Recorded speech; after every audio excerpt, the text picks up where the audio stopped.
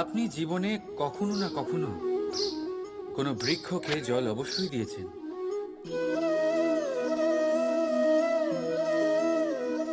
কখনো মনে এই প্রশ্ন জাগেনি যে আমরা বৃক্ষের পাতায়, ফুলে, ডালে সেগুলোকে তো আমরা কখনো জল দিই না। তাও তাদের কাছে জল কি করে পৌঁছয়? তাও কিভাবে তারা জীবিত থাকে? আপনি বলবেন এ তো সহজ ব্যাপার, এই কেমন প্রশ্ন করছেন আপনি?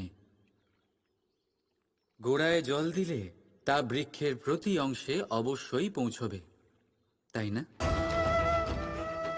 ঠিক এমনটাই হয় আমাদের কর্ম, আমাদের প্রেম। যদি স্বচ্ছ মনে কর্ম করেন, সেবা করেন, তাহলে কোনো না কোনোভাবে তা পরমেশ্বরের কাছে অবশ্যই পৌঁছবে। অন্তরাত্মা থেকে প্রেম করলে সর্বদাই তা উপচে পড়বে, আর তার দ্বিগুণ অবশ্যই ফেরত আসবে, এই বৃক্ষের ছায়ার মতন। তাই মন আর আত্মা দিয়ে কাজ করুন, মন আর আত্মা থেকে প্রেম করুন, আনন্দই আনন্দ পাবেন। রাধা রাধা।